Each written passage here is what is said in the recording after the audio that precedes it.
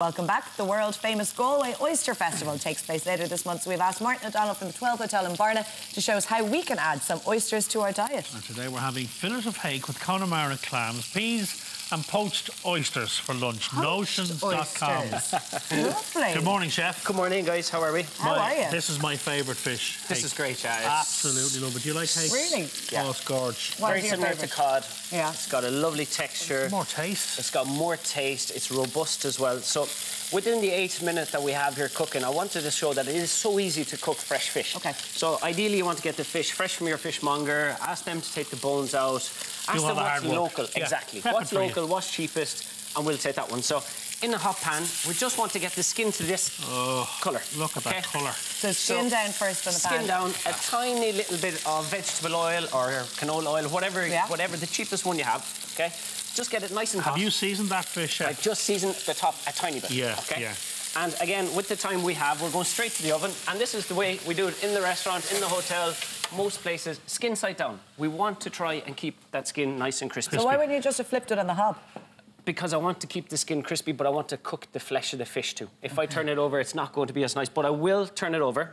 So it's kind of a foolproof way of cooking it too in there, exactly. Isn't it? So at the end, what I'm going to do is just turn the fish over and we're going to add a little knob of butter. If I add the butter now, it'll burn, it'll brown, and it won't be quite as nice as it will be when it comes back out. Okay. So we're going to start. This is a very simple lunch dish. It's kind of two-pot wonder. So all we're going to do is have our pan in the oven with our fish, yeah. And we're going to start our sauce here. Very simple. We're going to do some nicely finely chopped shallot. So again, nobody likes doing the washing up. We like to keep it nice and simple. Yeah. Same with myself when we're on days off and stuff, that it's like, you know, minimal washing up is always key. So, and it's quick and easy. So a little bit of butter, tiny little bit of oil, and we're going to add in our shallot. And this is going to be the base of our sauce. Now again, this sauce is absolutely wonderful for all fish. You can use it for anything. So once you master this technique and recipe, it will work for everything. So what we're going to do is, look at these. We've got some beautiful Connemara clams. These ones are slightly bigger than surf clams, so you have surf clams that are a tiny bit smaller. They're closing themselves. They're open and closing themselves, so they're still live. Check if they're fresh. Watch. So if you see that's open, can you see that? And then what I'll do is I'll tap it on the counter. Is this one of your tricks Watch. now? No, look. No, look, he'll actually close. Well, I hope he does. Yeah. Yeah. It's not closing. Watch. This is open. Tap, tap, tap, tap, tap. And he's closed, look. Okay. Yeah. So that's fresh, baby. That's one way of knowing that the shellfish is fresh. We got them yesterday, yeah. I'll be chopping away at the fish. Don't know what I'm looking for. So these ones are the Killary clams. Connemara clams from Killary Harbour back in Connemara. But they are live, fresh, no smell, good seafood supplier, always key. Okay. So this is an easy way of cooking clams into your pot. I mean, for an island nation, we don't cook enough fish. We don't. We have the greatest seafood in the world. I definitely. Produce that we have. And I think some people are a bit sceptical, nervous, a bit scared about cooking fresh fish, and that's why I love cooking fresh fish for demonstrations. You know, any of the festivals that we go to, because it's so easy. I put like half a dash, like a mouthful. Of wine. Okay. So that's going to steam the clams and cover this. Couple of minutes? About 2 to 3 minutes. And then everything else we're going to pop into the same pot. So it's a one-pot wonder.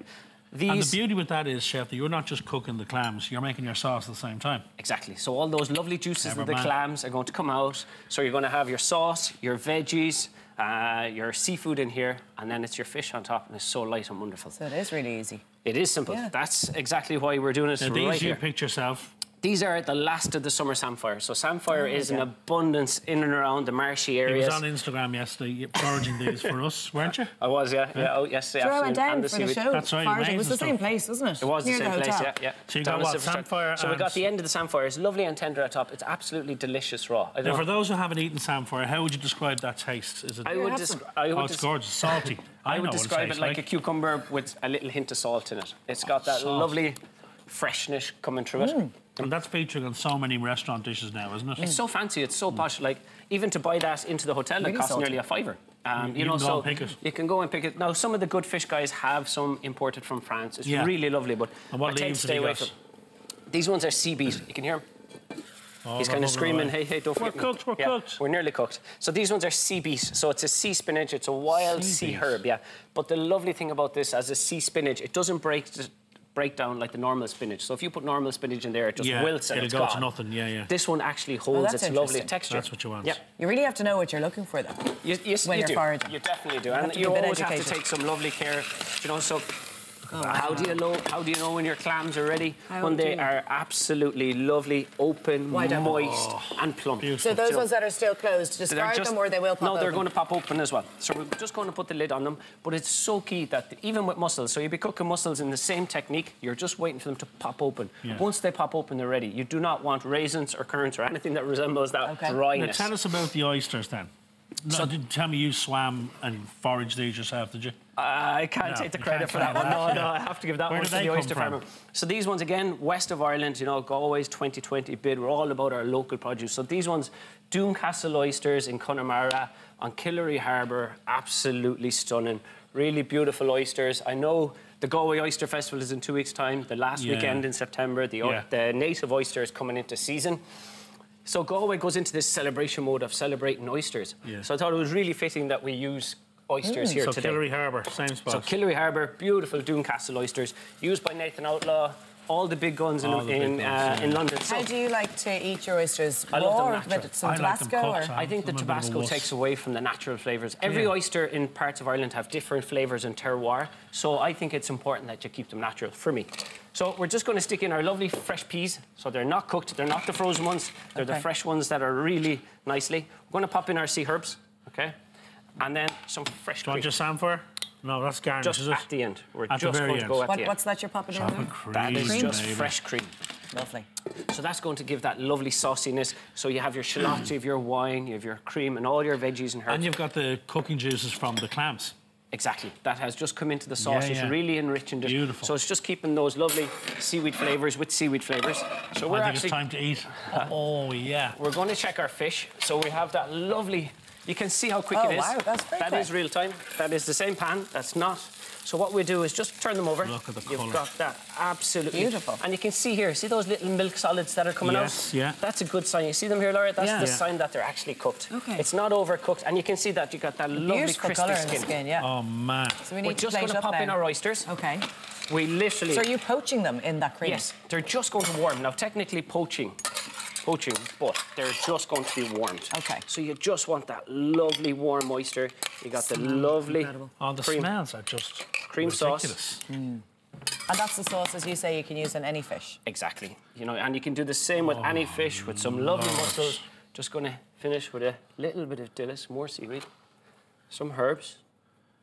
Now, and a little bit of crunchy seaweed. So there's some left. There is a little bit left. It gives lovely salty texture to this top of the skin as well. I mean, I challenge anyone to say that is not a beautiful looking dish of food. Look at that. Yeah, it is. It's absolutely beautiful. Look at that. It's as pretty as a picture. What sides would you serve that with?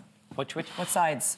Nice light salad, glass of white wine would be my favourite side on a Sunday afternoon. That looks amazing. Right, Laura, go on, tuck in. OK, this looks absolutely fantastic. Thanks a lot. Beautiful recipe. Thank you, guys. And of course, for full recipe details, they're up on our website, dig inside. As ever, you can just save yourself the bother. You can call into Martin here at the 12 Hotel in Barnet to try everything for yourself. You might even bring them foraging with you, since you're there every day. If you ask you nicely. Maybe if they come on the 6th of October. Okay. It's our huge birthday. It's 12 is 12. Oh, fantastic. So we're having our... you're 12 years old. You're nearly a teenager. 12 fest. 12 fest at the 12. Well, listen, thanks for that, Chef. Great recipe. After the break, Deirdre O'Kane is up. Are you there, Deirdre? Yeah.